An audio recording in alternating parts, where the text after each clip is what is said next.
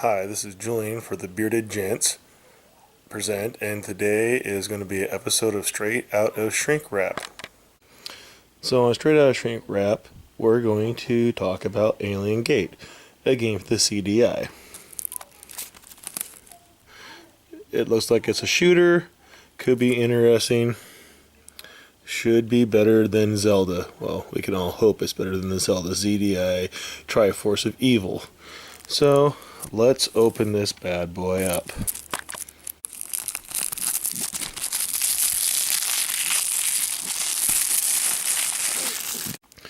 There you have it. The first time you've probably seen a CDI game opened, let alone actually somebody talking about a CDI game. But let's see what we got here.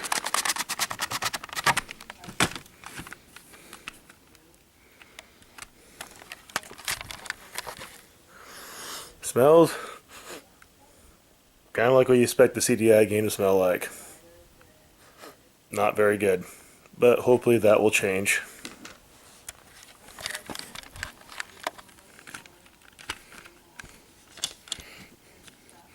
No, regular. Looks like a CDI. Looks perfect because it's brand new. Let's see what we got here in the booklet.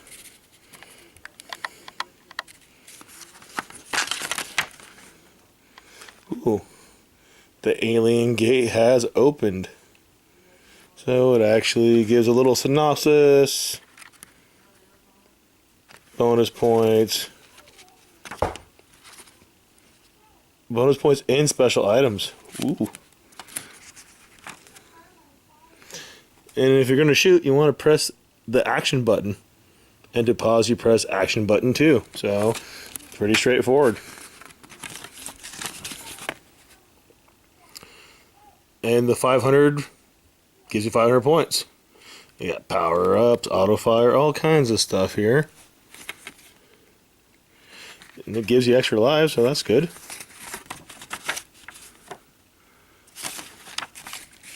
And it has a password system.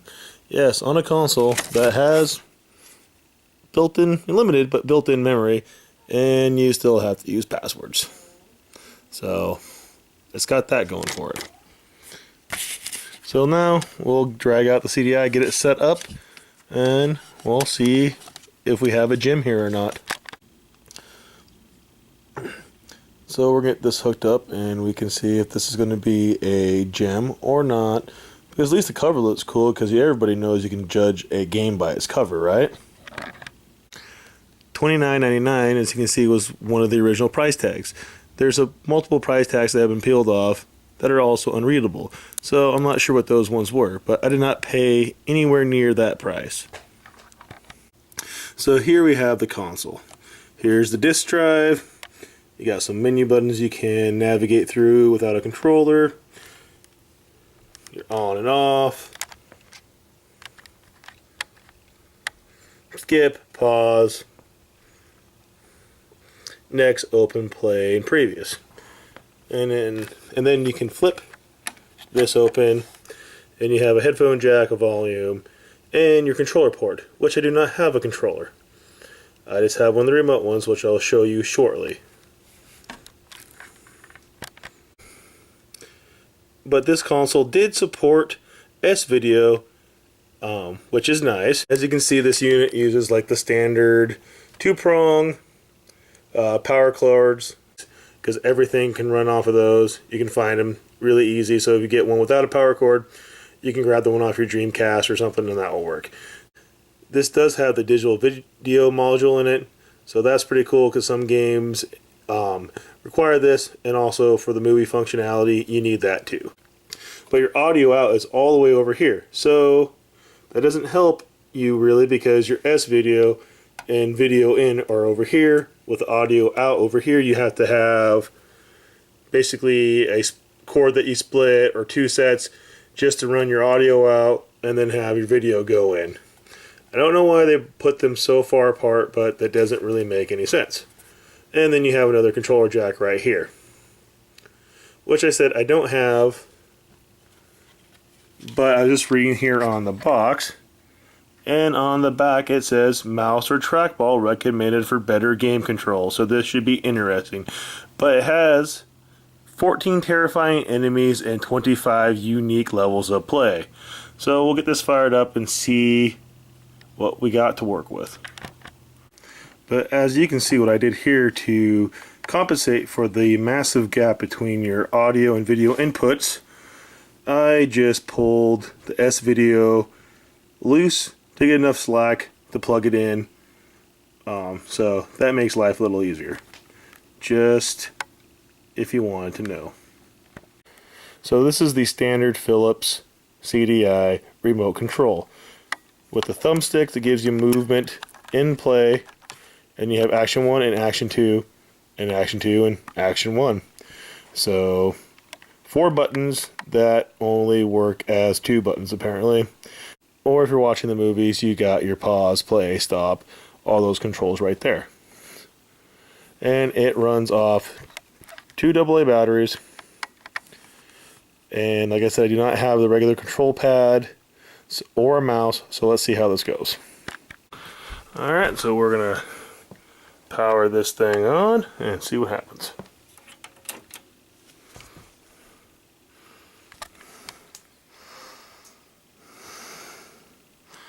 And there's the load screen, or splash screen, depending on what you want to call it.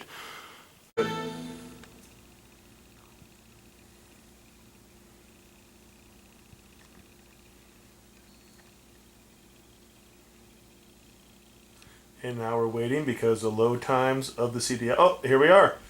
And let's get started. This is going to be a little bit awkward because I showed you before what the controller I had to work with, so it's not conducive to using both hands as it.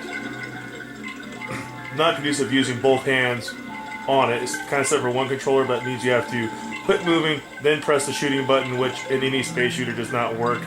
So let's give this a shot.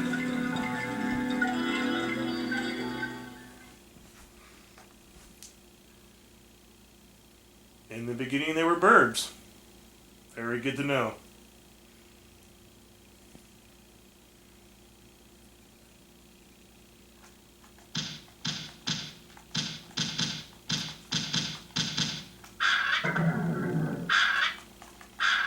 And yeah, those are birds.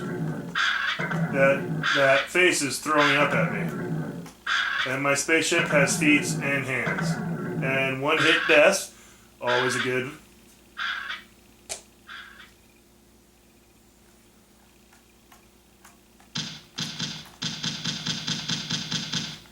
In that background, I'm not entirely sure where we're supposed to be. If it's a brain, Mars. And I can see why they said they wanted to use a trackball, mouse, or a regular controller would be better, because this control's pretty awful.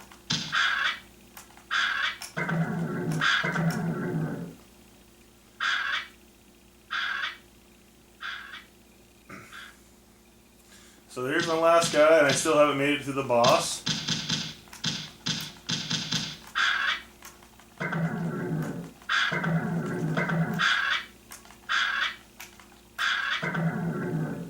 And I think that is going to be it. And as you can tell, well, it is a game. Not much of a game. Better than Zelda for the CDI, which does not take much, but definitely not the killer app for a CDI. And then the game mocks you when you die. That is not unoriginal. And it keeps going. Let's see if it stops. It appears to not stop until you hit a button. But I did get a high score.